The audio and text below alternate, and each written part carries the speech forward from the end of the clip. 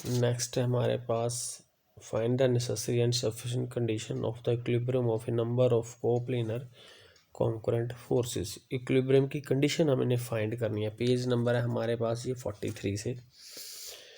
Forces जो है, let the forces be resolve along. अब वैसे ही हमने फोर्सेस को रिजोल्व करना है। R cos theta is equal to resolve part algebraic sum of the resolve part of the component forces. दो डायरेक्शंस में कर लेना हमने, ठीक है। तो हमारे पास आ जाएगा ये वाला रिजल्ट, जैसे पिछले क्वेश्चन में किया था। Resolved part R cos theta एक डायरेक्शन में, बाकी sum of the resolve part of the component forces. इसी तरह R sine theta is equal to y. इनको स्क्वायर ऐड करेंगे तो यही फार्मूला आर स्क्वायर किसके बराबर आ जाएगा, x square plus y square के साथ, ठीक है।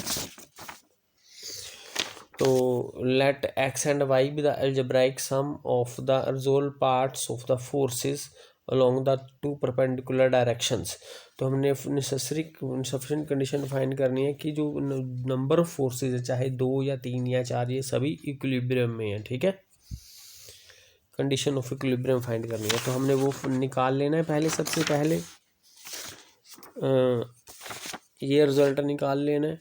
अब हमें पता है कि इक्विलिब्रियम कब होता है, जब रिजल्टेंट ज़ीरो होती है। तो जब हम रिजल्टेंट को ज़ीरो पुट करेंगे, ये पेज है 44, तो यहाँ पर ये x square plus y square zero आ जाएगा। तो ये ज़ीरो कब होगा, क्योंकि ये भी स्क्वायर है, ये भी स्क्वायर है, माइनस इसमें से कोई भी नहीं है, तो दोनों का सम ज़ीरो तभी होगा अगर एक्स और वाई दोनों ही ज़ीरो होंगे। अगर तो इसका मतलब एक्स भी ज़ीरो होगा, वाई भी ज़ीरो होगा, ठीक है। ये तो हमारी आ गई नेसेसरी कंडीशन कि जो algebraic sum of resolve part of the component forces along O X and O Y zero आना चाहिए। तो सफिशिएंट कंडीशन है कि अगर इनका सम जो सम ज़ीरो है तो आर रिजल्टेंट भी हमारे पास ज़ीरो आ जाएगी। तो ये हमारी नेसेसरी एंड सफिशिएंट कंडीशन हो गई। Equilibrium of a coplanar concurrent forces is that the algebraic sum of the resolve parts along any two perpendicular directions, ठीक है, must be separately vanish। तो ये वही वाली हमने कंडीशंस लिख दी हैं, ये आपने रीड कर लेनी है। इसके बाद हमारा ये एक क्वेश्चन है कि अब ये रेगुलर हेक्सागन है, उसके accordingly act along the sides. A B के अलोंग एक फोर्स है, सी ए के अलोंग दूसरी फोर्स है, ए डी के अलोंग तीसरी फोर्स है, ए ई के अलोंग और एफ ए के अलोंग ये फोर्सेस गिवन है हमें। ये रेगुलर हेक्सागन है। Find the magnitude of P and Q, ताकि जो सिस्टम इक्विलिब्रियम में हो। हमें पी और क्यू फाइंड करना है ताकि जो सिस्टम है ये इक्विलिब्रियम में आए। तो हमने वही करना है, एक्स और वाई निकालना है। एक्स और वाई क्या होते हैं, इन फोर्सेस की रिजोल्व पार्ट्स का sum in the direction of a x axis और दूसरी परपेंडिकुलर डायरेक्शन है वाई एक्सिस। तो जब एक्स एक्सिस के लॉन्ग निकालेंगे तो उसको एक्स का नाम दे देंगे उस सम को। ये देखो एक्स एक्सिस के साथ 2 0 एंगल बनाता है, तो इसका रिजोल्व पड़ाएगा 2 cos 0। जो पी एंगल 30 बनाता है, पी cos 30 आएगा, लेकिन इसकी डायरेक्शन हमें उल्टी साइड में चाहिए। हमें जब भी रिजोल्व पार्ट निकालना है, ये ओ एक्स डायरेक्शन है किसी भी फोर्स का, उसकी डायरेक्शन इस साइड में चाहिए, ठीक है। तो अगर इस डायरेक्शन, अगर उसकी डायरेक्शन इस साइड में है तो हमने इसको इस साइड में है तो ऐसे बना के माइनस लगा देना है। अगर ये पी फोर्स इधर है तो हमने उस डायरेक्शन को करना है तो वो माइनस पी कर देना है। तो इसका मतलब उस डायरेक्शन में माइनस पी cos 30। 5 अब कितना एंगल बनाएगा एक्स एक्सिस के साथ, 30 + 30 60 का 5, ये उसकी डायरेक्शन परली साइड में ही है तो इसको वो +5 ही रहने देना है। 5 cos 60, क्यू की डायरेक्शन भी परली साइड में ही है। ये एंगल होगा 90 का, 30 + 30 + 30 90 का।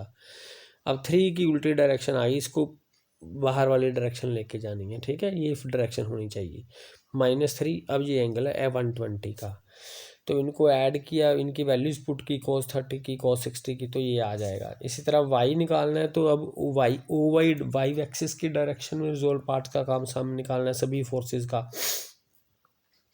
तो साइन पुट कर देना है, वाई की वैल्यू आ जाएगी। तो क्योंकि सिस्टम इक्विलिब्रियम है तो सेपरेटली एक्स और वाई को 0 के बराबर पुट कर देना है। तो एक्स और वाई को अगर हम 0 के बराबर अलग अलग पुट करेंगे, वहाँ से हमें पी और क्यू की वैल्यूज़ पता चल जाएंगी। अब एक क्वेश्चन हो रहा है हमारे पास, एक स्ट्रिंग है ABCD, एक स्ट्रिंग है, ठीक है, सस्पेंड कर लिया 2 फिक्स्ड पॉइंट A और D से। एक इसने 30 का वेट कैरी किया तो वेट डाउनवर्ड आ जाएगा। एक यानी W का वेट कैरी किया एट द पॉइंट BC दिए हुए हैं। अब जो AB की इंक्लिनेशन है वर्टिकल के साथ 30 की है, ये वर्टिकल आ जाएगा, उसकी इंक्लिनेशन इस स्ट्रिंग की 30 है AB की। CD की 60 है, तो CD जो पोर्शन है उसकी इस वर्टिकल के साथ 60 की इंक्लिनेशन है। और जो BCD एंगल है वो 120 का है, ये वाला एंगल 120 का है BCD। हमने वेट W फाइंड करना है और टेंशंस डिफाइन, इसकी टेंशन T1 है, इस पार्ट की टेंशन, क्योंकि सेम पार्ट है ना BC, ये टेंशन भी T2 ले लेनी है, इधर वाली टेंशन भी T2 लेनी है, इस वेट की टेंशन T2, इसकी भी टेंशन T2, सेम पार्ट में सेम डायरेक्शन ले लेनी है, टेंशन ले लेनी है। ये तीसरा पार्ट अलग आ गया क्योंकि ये वेट है, ये एक पार्ट है, ये वेट टू वेट दूसरा पार्ट, ये तीसरा पार्ट है, ये टेंशन हमने इधर ले लेनी है, ठीक है, क्योंकि जिधर बांधा गया है उधर, जहाँ पे टाइट है तो इस डायरेक्शन में उसकी टेंशन जाएगी इस पार्ट की और ये इसको खींचेगा, ठीक है। तो ये टेंशन्स हमने फाइंड करनी है और W फाइंड करना है। तो उस हिसाब से हमने BC पे जो वेट है, वेट डाउनवर्ड जाएंगे सीधा परपेंडिकुलर डायरेक्शन में, ये वर्टिकल है, मैंने आपको सारा समझा दिया। ये अगर इसको इधर टाइड करेंगे इस डायरेक्शन में तो टेंशन इस डायरेक्शन में जाएगी, वेट को इधर टाई कर रहे हैं ना ये पॉइंट पे, तो इसी तरह इधर भी टेंशन जाएगी। जो 3 टेंशन हमने फाइंड करनी है। तो ये 2 सिस्टम बनेंगे। जो पहला सिस्टम है B पॉइंट पे लेंगे, B पॉइंट पे 3 फोर्सेस लेंगे, T1 पॉइंट से आउटसाइड फोर्सेस चाहिए, ये पॉइंट है, आउट फोर्स है T2, आउट फोर्स T1, उस डायरेक्शन पर इनवर्ड डायरेक्शन नहीं लेनी, 30 डाउनवर्ड डायरेक्शन है। तो 3 फोर्सेस एक्ट कर रही हैं, जो पहला है केस। तो ये सिस्टम इक्विलिब्रियम में है, तो B पॉइंट पे लेमी थ्योरम लगा देनी है, वही formula, each force is proportional to sine of the angle between other 2 forces. तो T1 किसके प्रोपोर्शनल आएगी, क्योंकि ये एंगल 120 का है, ठीक है, ये एंगल देखो, ये हमें एंगल 120 का गिवन था, 60 तो ये है, तो 60 ये बच गया। अगर दो पैरेलल लाइनें हों तो ये एंगल और ये एंगल का सम 180 होता है, तो ये 60 है ना, क्योंकि ये 120 था, 60 माइनस करके ये 60 बच गया। अब 60 और 120 इसका एंगल 180 तभी आएगा अगर ये 120 बनेगा, क्योंकि ये 2 पैरेलल लाइंस हैं, ये 2 पैरेलल लाइंस हो, इस एंगल का और इस एंगल का सम 180 होता है। तो अगर ये वाला एंगल 60 का है तो ये 120 होगा, ठीक है। तो इसका मतलब T1 किसके प्रोपोर्शनल होएगा, T2 और 30 और T2 में जो एंगल है, क्योंकि ये एंगल होता है 180 का, 120 माइनस कर दिया, 60 बच गया ये एंगल। अब ये फोर्सेस 30 और T2 इनमें एंगल है 60 का, तो T1 is proportional to sine of 60। इसी तरह T2 किसके प्रोपोर्शनल है, T2, अब T1 और 30 में जो एंगल होगा, जो 2 फोर्सेस बच गई, T2 के बाद जो 2 फोर्सेस बच गई उनमें जो एंगल है, देखो ये 30 का एंगल है, तो ये एंगल कितना होएगा, 180 में 30 निकाल के 150 का, साइन ऑफ 150। इसी तरह जो 30 है, अब दोनों में एंगल है, T1 T2 में 30 + 120 का, साइन ऑफ दैट, ठीक है। हम इनकी वैल्यूज पुट कर देनी है, फर्स्ट और थर्ड को इक्वल पुट करेंगे, T1 की वैल्यू आ जाएगी, सेकंड और थर्ड को पुट करेंगे, T2 की वैल्यू आएगी। इसी तरह C3 पे करेंगे तो T3 की वैल्यू हमें मिल जाएगी। इसी तरह ही सॉल्व करना है हमने।